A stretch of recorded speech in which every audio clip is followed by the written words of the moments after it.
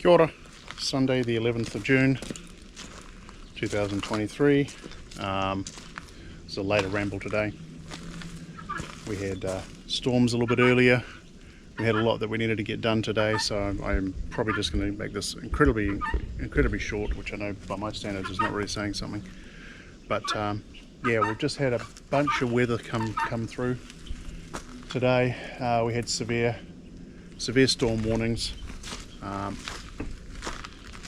And lo and behold, the skies opened up and water came down and did all that whole, water thing. But unfortunately, not really enough to, just down here having a look now, not really enough to do anything with our ephemeral creek. It's still pretty bare, so just a drop in the ocean, so to speak. But that's okay. Some is better than none, right? So there is that. And we cleared all our water barrels out. Just running around quickly now, just checking those. Because we are technically, officially, not even getting water from up the road, which I guess is now our backup. Just 2 is better than 1 is better than none. So I'm looking in the water barrel now. We've got these, I'm sure you can see them, these 30-gallon buckets that we just have a filter cloth on, and that grabs the water from the downspouts coming off the RV. And I'm looking in this one. This one tends to get it gets the most as an indicator. It kind of varies. So I'd say there's probably 10 gallons in that. So I would be tempted to say we probably got maybe 30. At most 40 gallons of water from that pour. I was hoping for more, but we've got more rain coming up next weekend, so it's fine. And we've got three full totes, which I can't even see these things on the camera here. 3 full totes, and each of those is 250 plus gallons. One of those is completely full, one of them is probably about 2/3 full, and the other one is the one that we're currently topping up, so it'll get another 30 or 40 gallons added to it.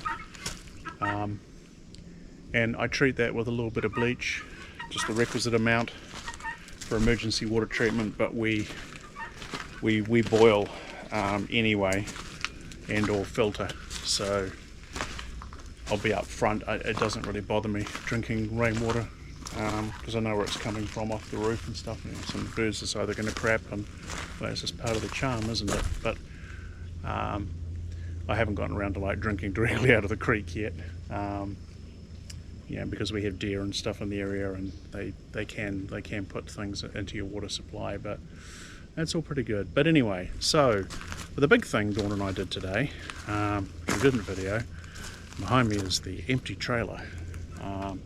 It's got the whizzy-do cattle panel thing around it to kind of hold stuff in, which is really quite a neat idea. I thought it was pretty clever use of cattle panels and baling twine on Dawn's part, and it works really well. But Dawn and I humped the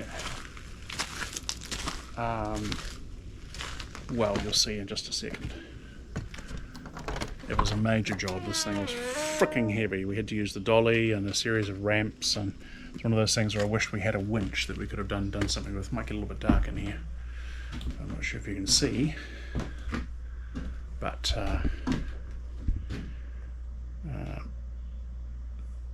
trying to maneuver this camera here as best as I can.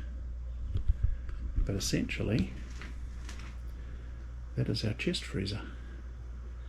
21.7 cubic foot chest freezer, and it's currently connected to the inverter battery setup that we have. It is in the throes of being all icy and all the rest of it, and it's not got a lot in it. Just put some water bottles in to start freezing and has to go through the motions, but we actually have a full-size chest freezer down now, which is really freaking awesome. So, whoops, total lack of control there. So yeah, so chest freezer, yay. And why is this a big deal? Well, because we eat a lot of meat, and it's part of our carnivore diet. We do vegetables and stuff as well, but mainly meat. And the freezer that we have inside the trailer is really small, to say the least. So, I mean, again, up front, it's big enough, you know, for two of us. That isn't a problem. But if we want to go down to a farmer's market or find specials on, you know, large cuts, or I want to just get out and cook a whole bunch of meals, a whole bunch of meat, and basically just put it away in the freezer, because we're not going to get through it in a single run. We have very limited space to do that in. So now it means that we can use the freezer inside the RV for, well, once this comes up to full coldness, for RV related stuff, the stuff that, you know, we want there and now.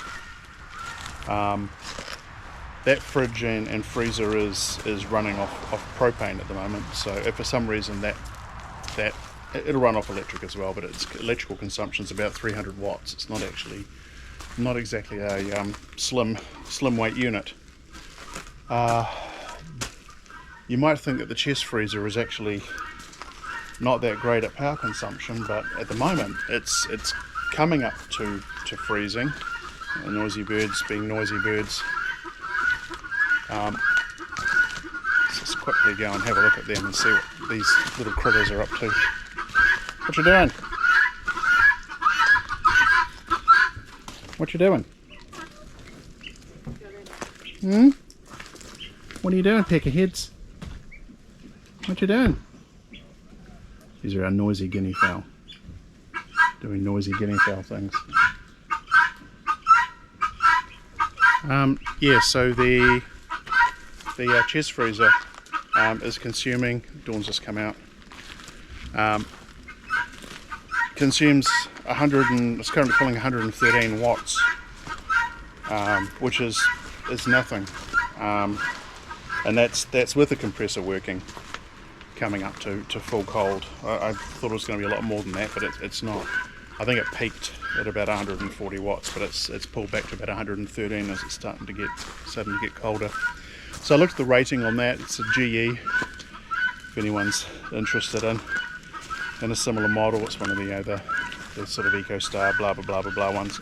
It's one that we had in Ohio. I think Dawn's got some photographic footage of me sitting inside it or something.